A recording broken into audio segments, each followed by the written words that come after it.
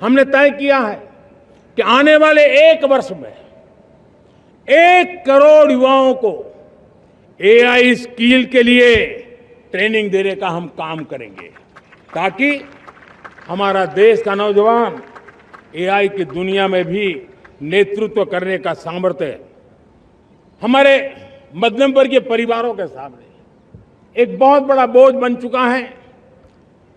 Coaching classes की स्पर्धा, हर माँ बाप को लग रहा है कि कोचिंग क्लास में बच्चे को नहीं भेजा तो हम प्रतिष्ठित परिवार नहीं है।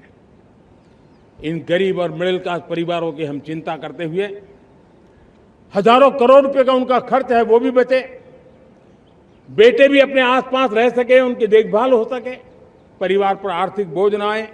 और इसलिए हमने युवाओं के लिए विभिन्न परीक्षाओं की फ्री ऑनलाइन कोचिंग हमने करने का निर्णय किया है। डिजिटल पब्लिक इंफ्रास्ट्रक्चर है, हमारे पास उत्तम टैलेंट है, टीचर्स हैं, उन संसाधनों को जोड़ करके हम देश के नौजवानों को फ्री कोचिंग देने का एक पूरा नेटवर्क हम खड़ा करने वाले हैं।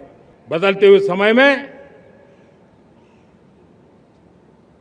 अस्त्र शस्त्र की तरफ काम करना है, सैन्य बलों का सामर्थ्य बढ़ाना है, लेकिन साथ साथ नागरिकों को भी तैयार करना होगा। पिछली शताब्दी के युद्धों के अनुरूप जो सिविल डिफेंस की व्यवस्थाएं हमारे देश में विकसित हुई है वो कालबाह्य हो चुकी है।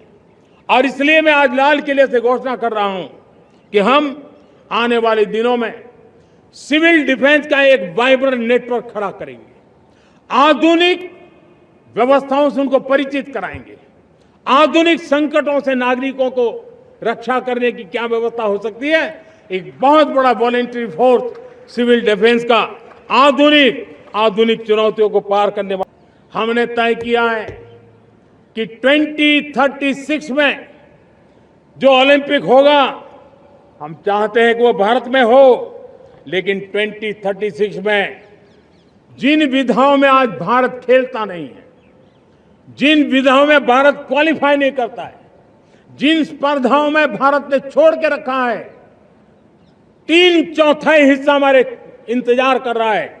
भारत उस पर बल देगा और इसके लिए हम टैलेंट हंट का एक अभियान भी चलाना चाहते हैं। हमें अगर 2036 के लिए खिलाड़ी चाहिए तो आज जो 5 साल, 10 साल, 15 साल की उम्र के नौजवान हैं, बेटे हैं, उनके तरफ ध्यान देना होगा, उन बेटियों पर ध्यान देना होगा। और इसलिए 5 से 15 उम्र के बच्चों में खेल प्रतिभा ढूंढने के लिए गांव-गांव, शहर-शहर, स्कूल-स्कूल एक टैलेंट हंट का अभियान चलाया जाएगा। बच्चों की प्रतिभा को देखा जाएगा और फिर उनको स्पेशल ट्रेनिंग दे करके देश के लिए खेलने वाले अच्छे खिलाड़ी बनाए जाएंगे।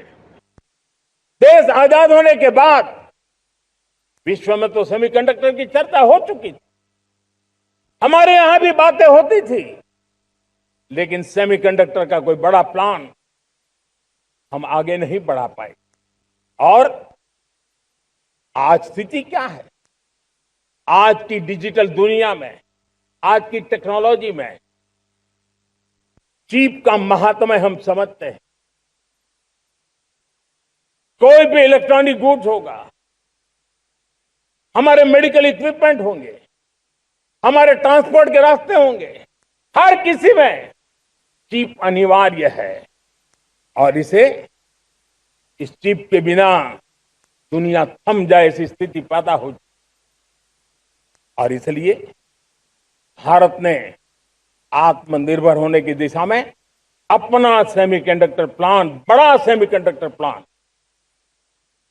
3 सेमीकंडक्टर प्लांट शुरू हो चुके हैं। और मुझे बताया गया है कि वहां जो प्रोडक्शन हो रहा है वो एक्सपोर्ट होना शुरू हो चुका है। और मैं देशवासियों को कहना चाहता हूं, आने वाले 7-8 वर्ष में और 5, 7 या 8 सेमीकंडक्टर प्लांट बहुत ही जल्द शुरू होने वाले। एनर्जी सिक्योरिटी ये हमारे समय की मांग है और इसलिए हमने पहले से ही उस दिशा में एक के बाद एक मजबूत कदम उठाए हैं। एनर्जी सिक्योरिटी का एक बड़ा माध्यम है परमाणु ऊर्जा, न्यूक्लियर एनर्जी। हमने पार्लियामेंट में शांति एक्ट पास कर करके एक नए लक्ष्य तरफ जाने का रास्ता तय कर लिया है। 2047 तक हम 100 गीगावाट न्यूक्लियर पावर का लक्ष्य लेकर के चल रहे हैं। इसी एक दशक में हम 5 नए न्यूक्लियर रिएक्टर शुरू करने का लक्ष्य लेकर के चल रहे हैं। इस वर्ष भारत ने फास्ट ब्रीडर न्यूक्लियर टेक्नोलॉजी में महारत हासिल करके एक अहम पड़ाव पार किया है और उसके कारण परमाणु ईंधन में आत्मनिर्भर बनने की दिशा में हमें एक बहुत बड़ा सफलता का कदम हमने रखा है।